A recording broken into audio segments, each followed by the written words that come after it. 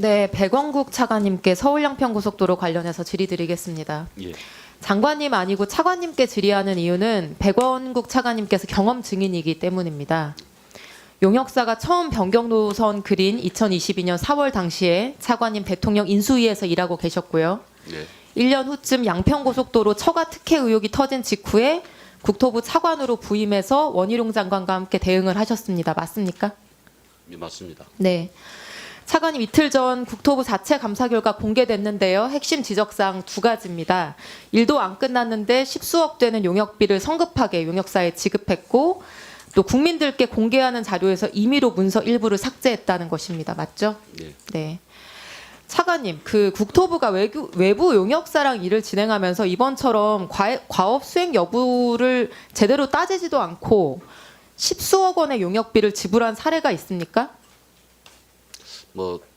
그런 좀 드문 사례라고 보면 매우 이례적인 일이죠. 제가 지금 국토위에 3년째 있는데 지금까지 국토부 직원들께 느낀 점은 매사에 철두철미하고 법규에 근거해서 일하려고 노력하신다는 점입니다. 그런데 십수억 원의 돈을 이렇게 허술하게 처리한 사실을 그냥 단순히 실수나 과실로 받아들일 수 있을까? 저는 잘 모르겠습니다. 근데 이 성급하게 지급된 용역비를 받은 용역사의 상무가 2년 전 국정감사에 증인으로 나온 바 있습니다. 슬라이드 보여주시죠. 당시 그 용역사 상무는 국토부 홈페이지에 공개할 자료 중 4페이지를 용역사에서 삭제했다고 인정을 하면서 왜 안 나오죠? 슬라이드가. 그 삭제는 국토부의 누군가가 지시해서 한 것이다. 이렇게 답변했습니다. 기억나십니까? 예, 얼핏 기억납니다. 네. 당시 누가 지시했는지 이름을 답하지 않아서 지시한 사람에게 이유를 물어보지는 못했습니다. 그런데 그 당시 경동 엔지니어링 상무에게 문서 삭제 지시한 국토부 직원이 이번에 징계 처분 권고를 받았죠. 아마 관계가 있을 것 같습니다. 직접 확인은 못. 차관님 감사 결과 못 보셨습니까? 거기에 익명 처리되어 있는 이름이 있는데요. 저도 이름은 이게 지금 오늘 배포된 자료 정도로 봤습니다. 차관님, 국토부 직원이 뭐가 무서워서 장관이 전부 공개하라고 지시한 문서를 함부로 삭제하고 뭐 때문에 과업이 끝나지도 않았는데 18억 원이 넘는 돈을 덜컥 용역사에 줬을까요? 왜입니까? 저는 좀 실수가 있었다고 보여집니다. 단순히 실수라고요? 지금 아까 감사 결과에서도 얘기했듯이 그 4페이지를 뺀 이유는 하남 쪽에 민원이 있었다라는 부분하고 오타가 있었다. 그런 이유로 실무적으로 판단해서 뺀 걸로 알고 있습니다. 제가 답을 알려드리겠습니다. 제가 생각하는 답이요. 저는 삭제된 문서 안에 답이 있다고 생각합니다. 다음 슬라이드 보여주시면 이 페이지가 국토부가 용역사 시켜서 삭제한 부분입니다. 용역사가 용역 착수 보고에도 하기 전에 2022년 4월에 국토부에 제출했던 과업 수행 계획서의 한 페이지입니다. 여기 보시면 노선 선정과 관련해서 종점부 위치 변경 검토라고 하는 문구가 써져 있습니다.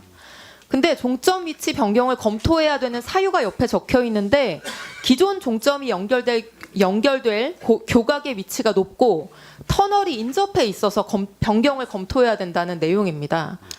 제가 이 기존 종점 양서면 부근에 가본 적이 있는데요. 이 기재 사유는 나름 합리적입니다. 용역사가 기재한 대로 높은 고가 고속도로고요. 터널이 바로 옆에 있어서 공사가 위험할 수도 있겠다는 생각을 저도 했었으니까요. 그럼 더 안전한 종점부를 찾는 시도를 해볼 수도 있는 거죠. 근데 왜 저 부분을 이미 제출된 계획서의 저 페이지를 삭제했을까? 감사 과정에서 밝혀진 바가 있습니까?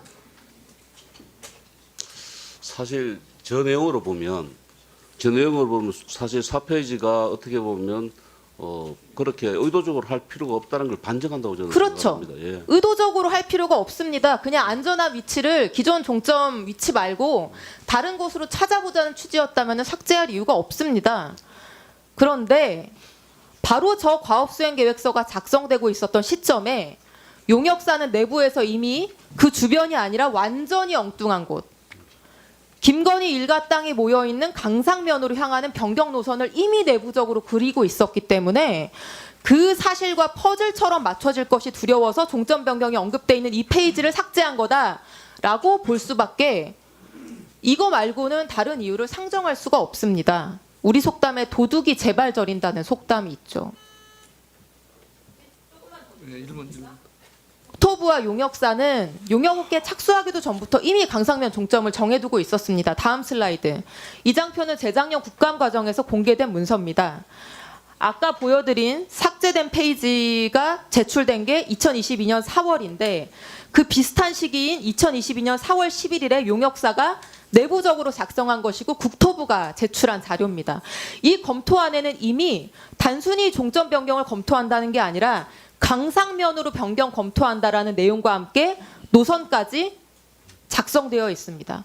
같은 시기에 다른 목적으로 작성된 두 문서를 합쳐서 보면은 삭제된 문서에 종점부 위치 변경 검토라고 하는 말이 실상으로는 강상면으로 종점부 변경이라는 의미이기 때문에 그래서 그냥 놔둬도 되는 문서를 국민들께 공개될 문서를 용역사 직원과 국토부 직원이 삭제를 한 겁니다.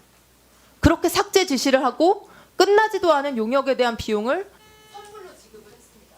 매우 이례적이게. 아니 국토부 도로정책과 직원들이 이렇게 간이 큽니까? 사관님? 예, 일선의 지시도 없이 이게 그냥 실무 직원들이 스스로 판단해서 할 수 있는 정도의 일입니까? 이런 일이? 저는 엊그제 징계처분 공고를 받은 공무원들이 굉장히 억울할 수도 있겠다고 생각을 했습니다.